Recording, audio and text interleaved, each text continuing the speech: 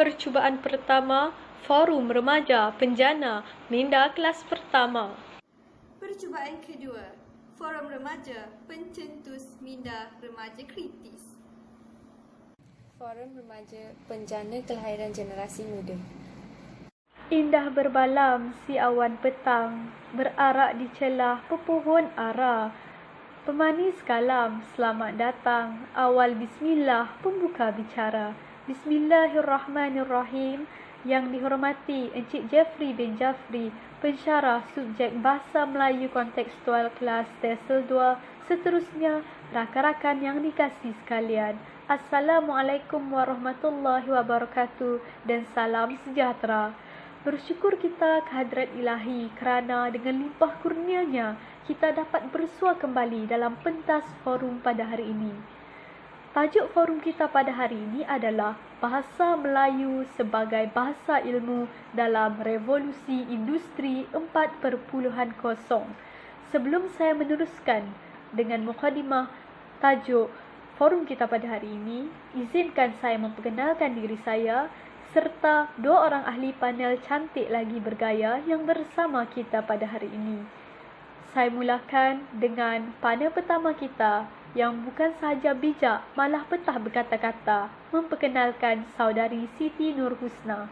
Seterusnya, saya memperkenalkan panel kedua. Terima kasih kepada saudari pengurusi kita pada hari ini, saudari Umairah, di atas soalan yang ditujukan. Assalamualaikum dan salam bahagia saya ucapkan kepada semua hadirin dan hadirat yang saya hormati. Terima kasih kerana sudi meluangkan masa untuk hadir dan turut serta dalam forum kita pada hari ini. Berbalik kepada soalan tadi, saya mulakan terlebih dulu dengan definisi kepada bahasa ilmu. Bahasa ilmu boleh ditakrifkan sebagai bahasa yang mempunyai ciri-ciri formal dan dapat mengungkapkan sesuatu pemprosesan. Jadi, adakah bahasa Melayu berkemampuan menjadi bahasa ilmu yang boleh digunakan dalam pelbagai bidang ilmiah atau ilmu pengetahuan? Menurut istiarah, kita boleh menjejak laluan bahasa Melayu hingga ia menjadi bahasa pengantar dan bahasa yang digunakan untuk mengajar pelbagai bidang ilmu termasuk sains dan teknologi. Melihat dari segi sejarah, bahasa Melayu di rantau ini pernah digunakan dalam peradaban tinggi dan istana dan di kota-kota di mana bahasa tersebar. Bahasa Melayu juga telah lama digunakan untuk mengungkapkan konsep-konsep dan proses-proses yang tinggi serta kompleks, terutama sekali dalam bidang agama, falsafah, sastra dan budaya. Setelah 30 tahun dirancang dengan begitu rapi, perkembangan yang positif di dalam penggunaan bahasa Melayu dapat dilihat di dalam bidang ilmiah. Untuk memantapkan lagi penggunaan bahasa ilmu dalam bidang ilmu ini, Dewan Bahasa dan Pustaka DBP patut diberi pujian. Hingga kini DBP sudah berjaya menyelesaikan dan memenuhi permintaan buku-buku teks bagi sekolah-sekolah rendah dan menengah serta pra-universiti. Namun, yang menjadi persoalan pada hari ini adalah masih relevankah bahasa Melayu menjadi bahasa ilmu dengan cabarannya di abad ke-21 ini? Sejajar dengan tumpuan kepada pembangunan bidang ekonomi, sains dan teknologi, perkara yang berlaku kini ialah disebabkan wujudnya keserongan persepsi terhadap penggunaan untuk bahasa. Bahasa Inggeris dianggap sangat penting. Dan pegangan inilah yang akan memusnahkan kemajuan sebuah bahasa kebangsaan di mana-mana negara sekalipun. Dayaan dasar bahasa kebangsaan di Malaysia, dasar pendidikannya pasti akan tergugat sekiranya tiada langkah yang diambil untuk menyelamatkannya. Persepsi seperti ini tidak wajar diketengahkan kerana negara industri seperti Jepun, Korea, Perancis, Jerman dan beberapa negara lain telah membangun dengan pesat berdasarkan kepercayaan bahasa mereka sendiri sebagai bahasa ilmu yang ulung dan mantap. Mereka mempertahankan kewibawaan bahasa mereka sendiri dan menjadikan bahasa mereka itu sebagai sains dan teknologi, bahasa perpustakaan ilmu serta ilmu pengetahuan. Oleh itu, saya dapat simpulkan bahawa bahasa Melayu sebenarnya mampu untuk menjadi bahasa ilmu dan kekal relevan. Namun, persepsi masyarakat Malaysia terhadap penggunaan untuk bahasa Inggeris sebagai bahasa ilmu lah yang akan mengancam bahasa ibunda kita sendiri. Harap soalan tadi terjawab. Saya serahkan kembali kepada saudari pengerusi majlis. Terima kasih saudari Siti Nurhusna. Wah, sungguh jelas dan mantap penerangan yang baru sahaja disampaikan oleh panel pertama kita sebentar tadi. Jelas menjawab persoalan yang telah diajukan pada awal forum ini.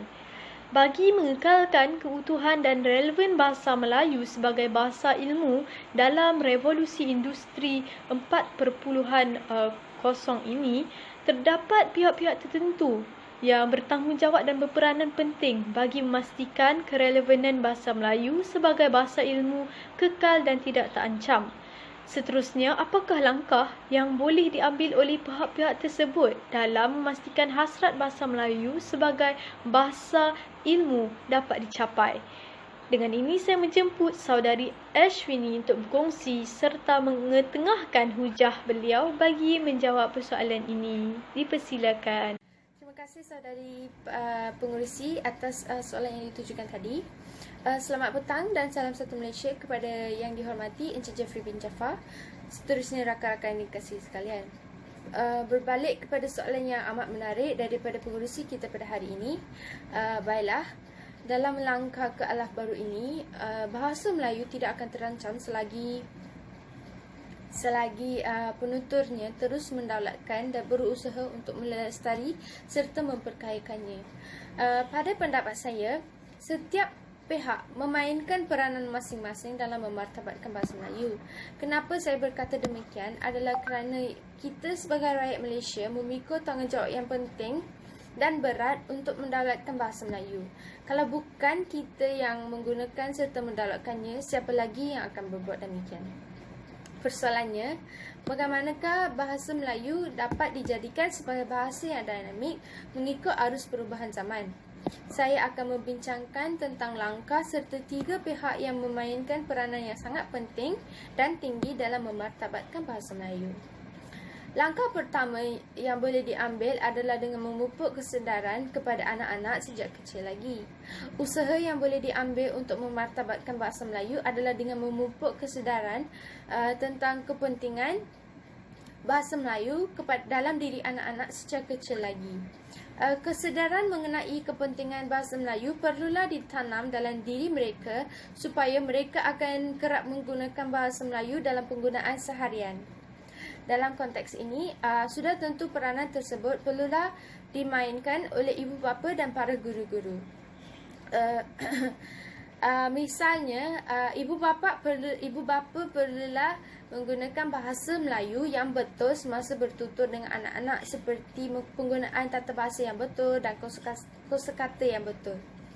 Ibu bapa juga haruslah menerangkan kepentingan bahasa Melayu di negara kita dan juga memberi penerangan tentang sejarah bahasa Melayu yang telah digunakan sebagai bahasa lingua franca pada zaman keagungan Kerajaan Melayu Melaka pada kurun ke-15.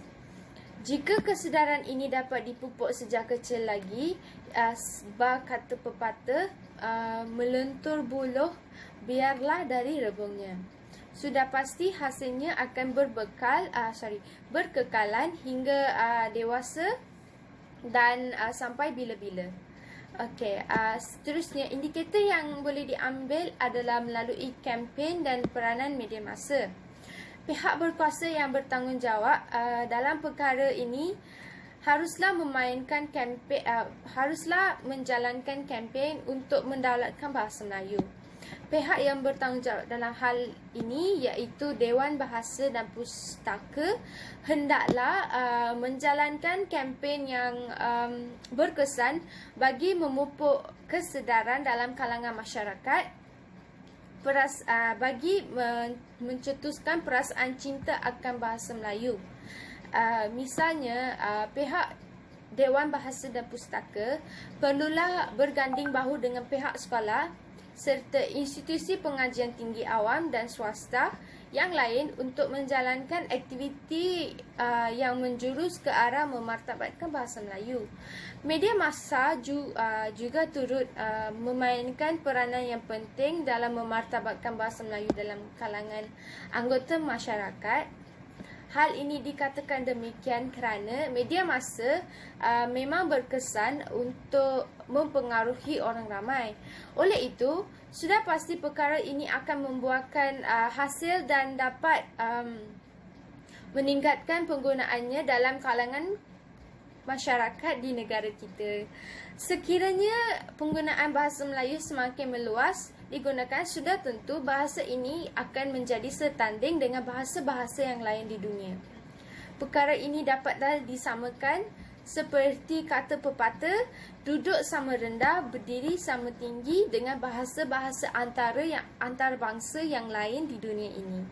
Sekian itu sahaja daripada saya. Saya akan memberikan kepada pengerusi.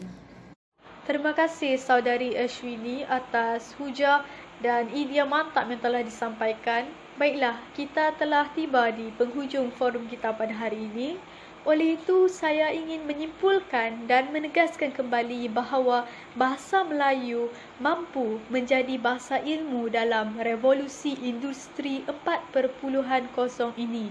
Dengan kerjasama oleh pelbagai pihak dan pihak yang berwajib, bahasa Melayu dapat diperkasa dan dipelihara agar kekal relevan dan utuh pada masa hadapan.